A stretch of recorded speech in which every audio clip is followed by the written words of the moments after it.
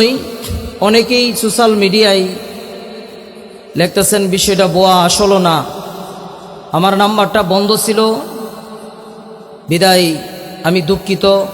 দেশ ও প্রবাস থেকে যারা আমার ভিডিওটা দেখছেন, যারা আমাকে কল দিছেন, আমাকে পান নাই, সকলের কাছে আমি করজোড়ভাবে ক্ষমার প্রার্থী। মাহফিলের বাধা, উলামায়ে কেরামের বাধা যদি এসে যায়, তাদের মধ্যে যদি কেউ বাধা দিতে আসে, এই লুকমান হোসেন আইয়ুবী সব সময় হকের পথে ডান্ডা উঁচু করে থাকতে রাজি আছি ইনশাল্লাহ। আপনারা এখানে যুবকরা যারা আছেন হয়তোবা অনেকেই দেখছেন, অনেকেই মনে অবগত আছেন। আজ থেকে 2-3 দিন আগে আমার একটা ভিডিও সোশ্যাল মিডিয়ায় ভাইরাল হয়েছিল। এক মাহফিলে গেছিলাম ওয়াজ করতে, তো একজন নেতা আমাকে একটু বাধা দিছিল, তো আমাকে একটু বোঝাইতে চাইছিল, আমি একটু না বুঝে ওকে একটু রাগের মাথায় অনেক কিছু বলে ফেলছি। তো দুইজনের মাঝে একটা তর্কতর্কি হয়ে যায়। তো এক পর্যায়ে মাহফিলের মাঝে একটু গন্ডগোল শুরু হয়। সব দিক মিলাইয়া এই ভিডিওটা যখন সোশ্যাল মিডিয়ায় যায়, ব্যাপক পরিমাণ ভাইরাল হয়ে গেছে। এই তো কালকের ঘটনা। কালকে প্রায় আমার ফোনে এত পরিমাণ ফোন আসছে, এমু থেকে কল ঢুকে, মেসেঞ্জারে কল ঢুকে, হোয়াটসঅ্যাপে কল ঢুকে, নাম্বারে কল ঢুকে আমার ফোনে। তো সব দিকটা যখন একবারে কল ঢোকা শুরু হয়েছে, তো মোবাইল একবারে আটকে গেছে, মোবাইল আমি বন্ধও করতে পারতেছি। তো সকলকে উদ্দেশ্য করেই বলতেছি, দেশ এবং দেশের বাহিরে যারাই আমার ভিডিওটা দেখবেন,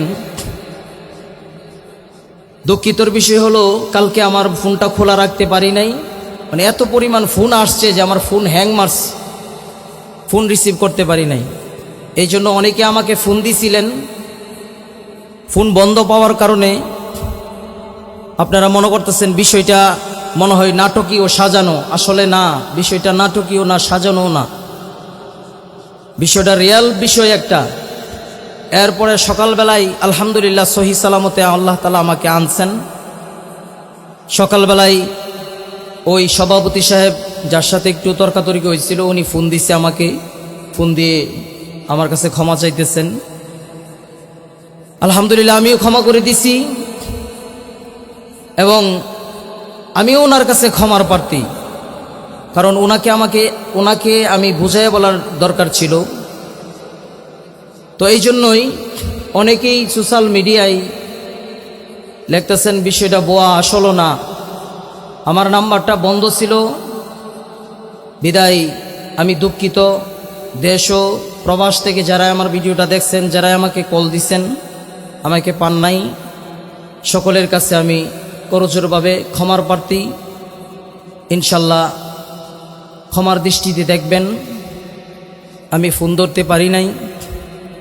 আর বিষয়টা যেহেতু সভাপতি সাহেব আমাকে কল দিছিল, আমাদের ভিতরে একটা মিটমাট হয়ে গেছে, তো এটা আমাদের আপোষ হয়ে গেছে, এটা মীমাংসা হয়ে গেছে। দয়া করে এটা নিয়ে আর কেউ ভিডিও বানাবেন না, এখানে এটা আলহামদুলিল্লাহ থাক। তো সকলের কাছে আমি ক্ষমার প্রার্থী। অনেকেই চেষ্টা করেছিলেন যোগাযোগ করার জন্য, করতে পারেন নাই, সবার কাছে আমি ক্ষমার প্রার্থী।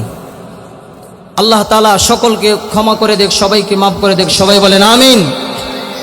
কিন্তু আমি এই কথাও বলতে চাই, আমার সাথে ঘটনা তো পড়ে, আপনারা কি দেখেন নাই ওয়াজ মাহফিলে বা মসজিদের মিম্বরে অনেকের বাধা পড়ে কি পড়ে না? কি বলেন বাজানরা, পড়ে না? জোরে বলেন, পড়ে কি পড়ে না? পড়ে।